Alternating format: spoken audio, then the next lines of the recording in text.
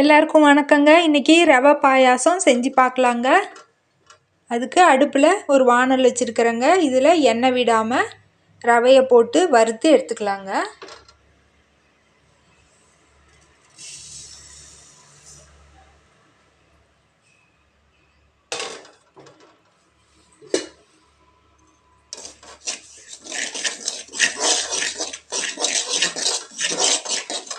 ரவை வறுபட்டுடுச்சுங்க.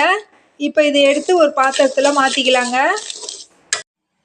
இப்போ அடுப்பில் ஒரு வானல் வச்சுருக்கிறேங்க. அதில் ஒரு 3 ஸ்பூன் நெய் விட்டுருக்குறேங்க.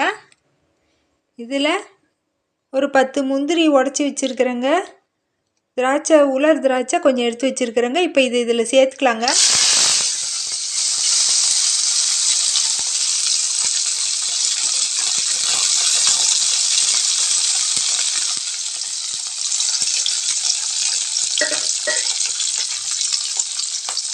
இப்போ இதை செவக்க வறுத்து எடுத்துக்கலாங்க. எடுத்து வச்சிடலாம்.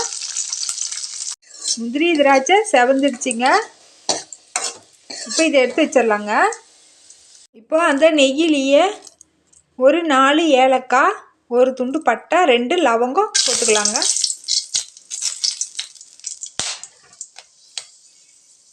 இப்போ இது பொரிஞ்ச உடனே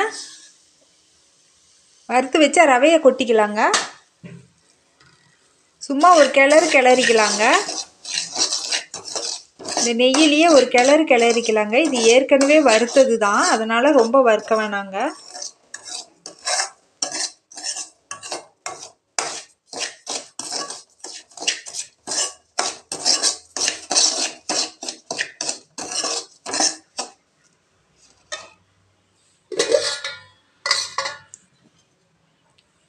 கிளறிட்டு இப்போ நான் பால் காய்ச்சி வச்சுருக்குறேங்க. இந்த பாலை இதில் சேர்த்துக்கலாங்க.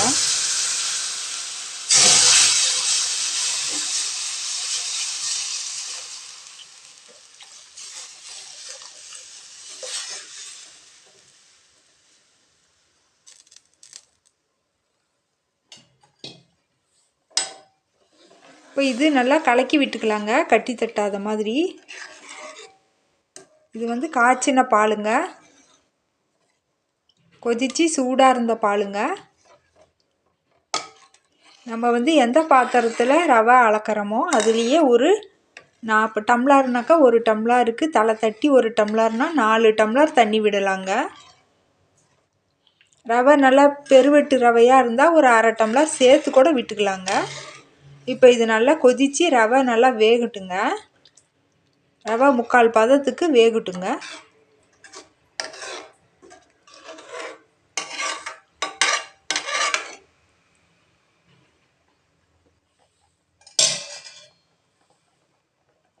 ரெண்டு நிமிஷத்துக்கு ஒருக்க கிண்டிக்கு கிளறி விட்டுறலாங்க, அடி பிடிக்காத மாதிரி.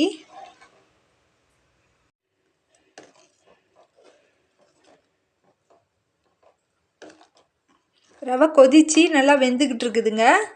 இதில் நம்மளுக்கு தண்ணி பதம் சரியாக வரலன்னா கூடங்க, ரவை கெட்டி ஆயிடுச்சுனாக்கா கொதிக்கிற பாலை விடலாங்க. அப்படி இல்லைன்னா நல்லா கொதிக்கிற தண்ணியை கொஞ்சம் சேர்த்துனோம்னா நம்மளுக்கு அந்த பதம் கரெக்டாக எடுத்துக்கலாங்க. இப்போ ரவை வெந்துட்டுருக்குதுங்க. 3/4 பதத்துக்கு வெந்துருச்சுங்க. இதில் இப்போ தேவையான அளவுக்கு நம்ம சர்க்கரை சேர்த்துக்கலாங்க.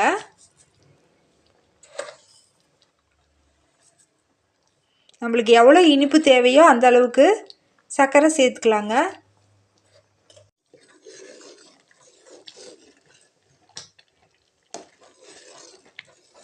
இப்போ சர்க்கரை போட்டும் நல்லா வெந்துடுச்சுங்க. இது தண்ணி மாதிரி இருந்தாலும் ஆறுனதுக்கப்புறம் கொஞ்சமாக திக்காகுங்க இன்னும் கொஞ்சம். அதனால் தண்ணி மாதிரி இருக்கிறதே நல்லதுங்க. உடனடியாக சாப்பிட்ற மாதிரியாக இருந்தாக்கா நம்மளுக்கு எந்த பதம் தேவையோ அப்படி எடுத்துக்கலாங்க. இல்லை கொஞ்சம் நேரம் கழித்து சாப்பிடுவோனாக்கா கொஞ்சம் தண்ணி மாதிரியே கூட வச்சுக்கலாங்க. ஆறுனதும் கொஞ்சம் நல்லா திக்காயிடுங்க. இப்போ நல்லா வெந்துடுச்சுங்க. சர்க்கரை போட்டு நல்லா கொதித்து வந்துடுச்சுங்க. இப்போ ரவையோட சர்க்கரை சேர்ந்து நல்லா இந்த இனிப்பு நல்லா இறங்கியிருக்குங்க. இப்போ நம்ம வறுத்து வச்ச முந்திரி திராட்சையை இதில் சேர்த்துக்கலாங்க.